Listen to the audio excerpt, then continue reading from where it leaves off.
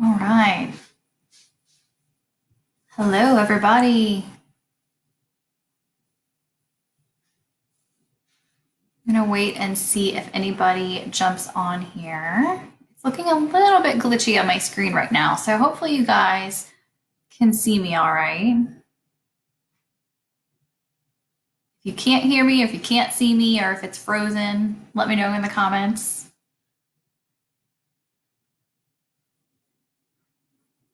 Hello. I'm going to give everybody a little bit of time to click into the live video, and then I'll do a short introduction.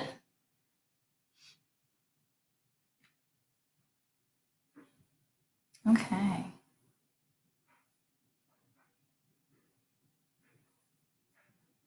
All right. So we have some people logging in, clicking in still. So welcome and thank you for joining me on the live video today. My name is Krysta. I work in the local history and genealogy department at Covington. I am a programmer, so I do programs there. And we're going to do another genealogy chat today. So I have something that I'm going to talk about in particular. And I think it's very fitting for the weather today because it's super dark and dreary outside. So it's not a good day to go out and do things, but it's a good day to stay inside and maybe get started on what I'm going to talk about. So with that said, hello, lots of people are tuning in here. Hi, everybody. So today I'm going to talk about preserving your memories during the pandemic and during the quarantine. So some of you may already be doing this, and if you are, that is fantastic, and I applaud you for doing it. I have been a little bit lax, but I have been trying to do it. So I'm going to talk about a few different ways that you can preserve what you're going through and what you have been going through for the last few weeks. Things that you're feeling, things that you're experiencing, and, just things that you're seeing around, out and about. So with that said, we'll jump right into it. So I don't think I have to tell any of you that we're living in sort of an unusual time right now. It is not every generation gets to experience a pandemic like this, of this scale, like we are right now. So when this first started, I saw a lot of people referencing and talking about the Spanish influenza pandemic of 1918 and 1919. And I think that's a good analogy to make with what we are going through right now. There are a lot of differences, obviously, but similar situations. So that was over 100 years ago, and nothing quite of that scale has happened since, to my knowledge. So we are making history every single day. What we are doing, how we are reacting as a society and trying to protect ourselves, and the measures that we're putting into place is making history. All of the things that we're doing to modify our daily lives is making history. So for future generations, just like people did with the Spanish flu pandemic, they went out and took pictures, they wrote about it. There are various newspaper articles about it. There are documentaries now about the Spanish flu pandemic. Maybe 20, 30, 50, 100 years from now, there might be something very similar for this. So preserving these memories and allowing future historians to draw upon those memories would be super fantastic. So a few different ways that you could do that. And this is totally based on your personal preference. So a journal. So you can just grab like a diary or a 3-ring notebook, or one of those like black and white composition books, keep it old school, and just write down a little bit of something every single day. What you are feeling, what you've been doing since the quarantine went into effect. So are you seeing your family less? How are you connecting with them? Have you missed out on celebrating birthdays or anniversaries? Have you discovered alternative ways to celebrate big events like birthdays and anniversaries? Are you working from home, or are you an essential employee? Are you still going to work? How has that changed? How has going to work changed for you? What kind of news is being reported? So what are you hearing on the news or reading in articles online? What is the price of gasoline? That would be something awesome to jot down and look back on even a year or 2 years, 5 years from now, because the price of gasoline is so low right now. And we're going to be very, very sad when that goes up. What is it like to go grocery shopping now? Jot about that, because I know for me that has changed a lot. And how have your shopping habits changed in general? So I know I find myself doing a whole lot more online shopping, but I am generally buying less stuff because that's less that I have to bring into my house. So are there any things that you are struggling to obtain? So this would be a good time to talk about the paper product shortage. So like toilet paper and paper towel shortage, tissues even. I struggled to find tissues like a month ago. And then things that you're doing in quarantine. So I know I have been seeing tons of friends and family members talking about cooking more at home and baking more at home and the new recipes that they are trying. That would be something super fun to jot down in your journal. Write down the recipe, maybe include a picture of it. Talk about how it went. Did it turn out like you thought it would? Did you like it? Would you make it again? How are you staying occupied in the evenings? So once you're done working, or on the weekends when you have free time, what are you doing to stay occupied? Since we can't really go out and do everything that we normally would. What are you reading? So what have you been reading since the quarantine started? And what have you been watching? And I think there are a few really popular things right now that you could comment on. For example, Tiger King on Netflix. You could jot that down. That has been such a huge craze lately. How has your wardrobe changed daily? So are you team pajamas all day? Or do you get dressed to maintain some sense of normal in your day-to-day routine? How much longer before you decide that you're going to try to cut or dye your own hair? I know I have heard family members talking about this. If you like to draw or sketch or just make little doodles, that would be super applicable to put into your journal as well. Just a way to jot down what you're feeling day to day. It could be as short or as long as you like it to be. It doesn't have to be like pages and pages long. Just jot down something. And don't forget to include details such as names, ages, places and locations that you're referencing. Be specific.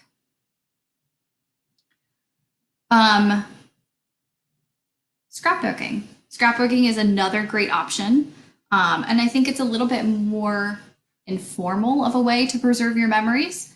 So if you are into scrapbooks, this would be an awesome topic to get a scrapbook started on. And there are all kinds of things that you could incorporate into a scrapbook. So all of the things that I just mentioned before, you can incorporate that into your scrapbook. So you could do short little snippets of journal articles or journal entries, or just jot down short memories that you have, things that you know you don't want to forget in the future. What else? Scrapbooks are a good way to incorporate like physical items, so like little artifacts and photographs. So if you go and get gas, you can take the receipt from when you purchase gas and incorporate that into your scrapbook. Newspaper clippings, if you get the newspaper delivered every single day, clip out newspaper articles about what's going on and put those into your scrapbook. Let's see. And don't forget to include stuff about news locally and abroad, because things are different all over the place. So And photographs, again, there are so many different things that you could take photographs of and incorporate those into a scrapbook. So you could go to take a walk around your neighborhood. I know I have been walking a ton since the quarantine started because if the weather is nice, that is about the only place I can go outside. So get some fresh air. So there have been all kinds of little activities and initiatives that I've seen pop up in the neighborhood. So it was a couple weeks ago. I don't remember if it was last week or the week before. Might have been last week. So somebody in the city that I lived in decided that because a bunch of teens were going to miss out on their prom night, they were going to set up and like DJ music out in front of their house. And they had like some kind of light set up in their front yard. I don't know if it was like a disco ball or what. But they were encouraging people to drive by and listen to the music. You could make music requests or song requests. You were supposed to stay in your car, but still you could drive by and participate in like a little mini prom night. And that's exactly the type of thing that you would want to document. That is a super cool idea. And that's something that looking back would be a really fun memory. Also scavenger hunts. I know some places have been doing scavenger hunts. I know a few weeks ago they were encouraging people to put like stuffed animals or teddy bears up in windows, and you could take a picture of it and just sort of document all of the ones that you find on your walk through your neighborhood. You could also document all of the green lights that you're seeing in support of those that have passed away from it and been working on the front lines, the essential workers. So I've seen a lot of green lights in and around the neighborhood here. I have also seen a ton of sidewalk chalk art. And I think that is super cool. It's a fun way to keep kids entertained, but also you can write some really encouraging messages on those. So take pictures of sidewalk chalk art that you find. Even signs that people have put up in their windows with words of encouragement, or signage in windows of restaurants that you visit for takeout. Or if you have to go to the hospital or your doctor's office for, whatever reason, take a picture of their different, the updated policies on going into the office. Things like that, just any little thing that you might not remember in the future as being part of the pandemic and quarantine would be a fun thing to take a photo of to document. What else can you include in your scrapbook? And these are just ideas, so don't take this as like the only thing you can put in. There are so many different things that you can put into your scrapbook. Any sort of flyers you've received in the mail. So I know I have received at least maybe 2 or 3 things in the mail about COVID-19, talking about where to get the best information, where to get the most up-to-date information on the virus and staying protected and all that good stuff. You can include that in your scrapbook. A stimulus check stub. Write out the recipes that you're making and include those in your scrapbook. And again, photos of the finished product. And I know I am super bad at this, printing out your cell phone pictures. I almost never do this, but now is a great time to practice doing that. So don't just take the photos and forget about them. Print them out, stick them in a scrapbook, and keep those. So I know with, in terms of photographs, take a family picture to document what you look like. You could do it in your living room, or you could jump on the front porch photo bandwagon. I think that's a super fun idea that people have been doing. Instead of doing photo shoots and going out and about, they've been doing photo shoots on their front porch. Photos of how you've been passing the time, so activities that you've been doing. And I apologize if you guys hear noise. My cat has decided to play with one of her toys next to me, so you might hear her. Photographs of any sort of gatherings that you're doing. If you do a drive-by for somebody's birthday or anniversary, and drive by and honk and wave and drop off presents or whatever, take photos of that or take a video of that. And you could always take a screenshot if you're doing virtual visits. So I know we have been doing lots of Zoom calls and Google Hangouts calls with family and friends. Take a screenshot so that you remember that that was a thing that you were doing and that was how you were getting together with your friends and family. And again, label things in your scrapbook, be specific, talk about or mention ages, names, places, anything. So let's see here.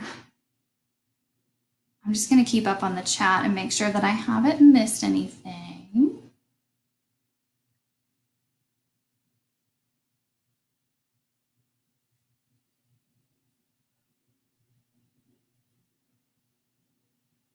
Okay. All right, so one of my colleagues posted a link there. So all of the stuff that I am talking about is actually included in a blog that we wrote, that I wrote, and it is live on our website. So don't feel like you have to remember everything that I'm talking about. It is in the blog, so you can reference that later. And that is the last comment, it looks like right now. Okay, so going back to things that you can document. A time capsule is another awesome idea. So I feel like we kind of get away from this time capsule idea unless there's like a new building built or something like that. But time capsules are a super awesome idea to document what's going on now and then revisit it at a set time from now. So all of the things that I talked about before, the journal entries, the little memories that you write down, newspaper clippings, receipts, pieces of mail, stubs, photographs, what else? Doodles and sketches, everything. You can throw all of that into a time capsule. And that's just a fun way to go back and revisit your memories at a set time from now. So you can grab using materials that you have at home. So like a shoebox or a plastic storage bin. So I have like a shoe size storage bin here. You could grab that. Or you could grab, this is like a photo box or like a, I think it's labeled a gift box technically, but it has a lid. And it's just made of like a cardboard. You could grab something like that. Whatever you have at home. If you want to be super good about preservation, you could grab something that is labeled as acid-free paper, or better yet, archival paper. And you can see my cat's tail in the video right now. She's not supposed to be up here. And throw all of your items into that.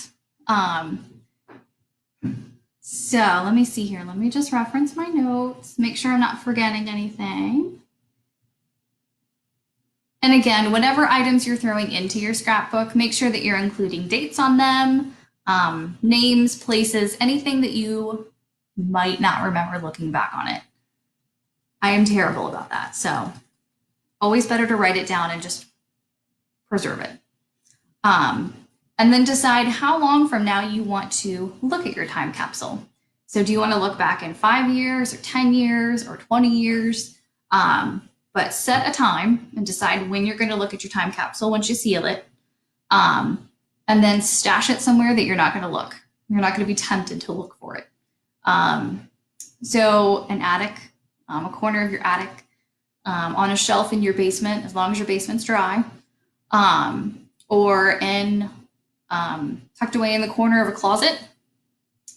Just try to make sure that wherever you put your time capsule is somewhat climate controlled and away from direct sunlight.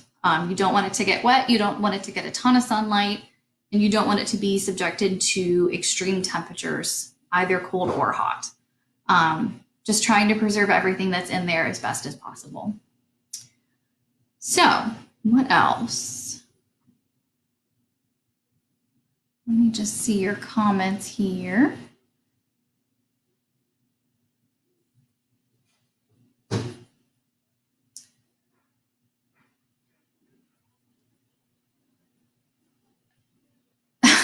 People saying they hope the cat makes an appearance. She has left the table, fortunately. So I thought you were going to get to see her, but let's see here. Okay, so back to your time capsule. It's probably a good idea to set a reminder of when you want to open that time capsule. So the easiest thing that I could think of, I have a Google account, it's like a Gmail account, and you have a calendar app attached to that. And you can set a reminder in your Google Calendar and just have it remind you whenever that time period comes up. So whether it's 5 or 10 or however many years from now. But just set a reminder in a place that you have access to once that time period has come. So like putting it in a phone might not be a good idea because you're probably not going to have the same phone for 5 or 10 years. So just keep that in mind. And there are a bunch of different handouts out there. I have seen some being shared online, and I did link one of those in the blog that I wrote. It is a website called Long Creations. They have done all kinds of sheets for adults and children alike. So they have actually like little time capsule kits. And it's a PDF that you download. And I think the one for kids is about 15 or so pages. But they are free. You just download them, print them out, and fill them out. And it encourages kids to write down what they're experiencing right now. So everything from how they're feeling, drawing a family photo, writing, one of the pages is labeled All About Me, so they can write about themselves. They can write a letter to themselves. So that would be something that they would go back and read in a set period of time from now. Documenting their community, so things out and about in their community, just to name a few. And there's also a kit for adults, like I mentioned. It's pretty similar to the one for kids, but it does have a few differences. So there is one to document like how you're feeling. And I think there might even be an All About Me photo or page for the adults too. But there are a few changes. So one of them is to document facts from the time, and it does include the price of gasoline. So you can write the price of gas on there. Events that you have missed out on, and things that you want to remember looking back. And there are even sheets that are related to like pregnancy and birth related, or birth. So if you are pregnant or if you are a new parent in the pandemic, I'm sure things are totally different than they would be otherwise. There are sheets for you to document what you are going through. So I love this. There are sheets for pretty much everybody here to fill out and throw into a little time capsule. So that is awesome. So if you're not feeling super inspired to just write your own journal article, these would be a good place to start. So let me see here. I don't think I've missed anything. So yeah, all of the stuff that I talked about today is linked in the blog, and that is pinned here in the chat, so you can access that. It's also bookmarked on our website. So if you forget if you don't want to go through the chat to find the link, you can always find it on our website. Let's see. So do you guys have any questions? So I've talked at you for like over 20 minutes. Let me see, just make sure I didn't miss anything in the chat that you guys were asking. Oh yeah, somebody commented you could put your items inside of a storage bag, so like a plastic storage bag. That would be totally acceptable as well. I know I have some of those laying around downstairs as well. Yeah, scrapbooks and journals for kids as well. So yeah, we definitely want to get the kids involved. And that's where I think those sheets come in super handy because it kind of gives them prompts to get started from. And then they could always add on to that or just, start a little journal from that. Once they're inspired and have some ideas, Let's see here. Let me go back.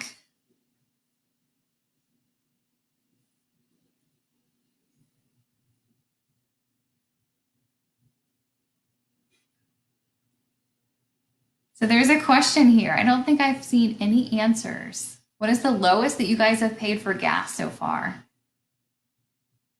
I have not bought gas since quarantine started, but I do have to soon. So that will have to be a fill you in next time that comes up.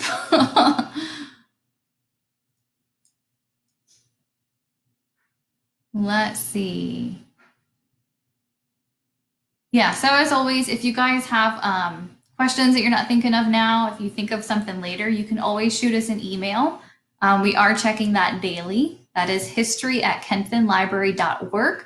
That's listed in the comments. And we'll get back to you. And this happened last week. So Ancestry Library Edition, you guys know you can access that from home right now with your library card. That has been extended through the end of May. So it was only going to be an April thing. Now it is extended through May. So continue to use Ancestry. You can access it through our website. You just need to type in your library card number and your PIN.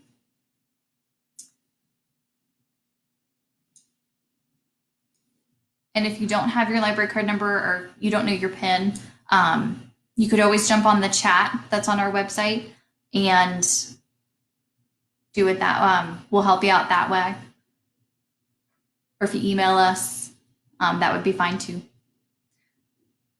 However you'd like to connect with us.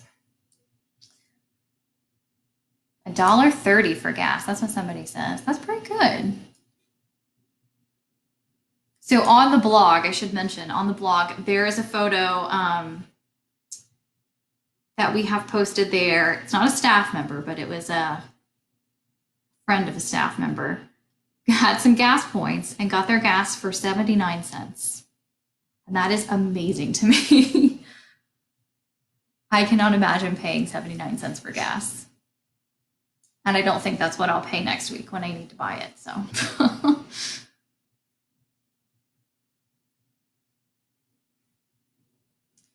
let's see. All right. Well, if you guys don't have any questions, I will say goodbye to you for this week. And I thank you guys for tuning in. I do appreciate it. And I hope you guys got some good ideas and inspiration for things or ways that you can document your memories during what's going on right now. And again, if you have any questions, feel free to shoot us an email, history@kenthinlibrary.org. And otherwise, we will see you next week, next Sunday, with Genealogy Chat. So I hope you guys take care. We'll see you soon.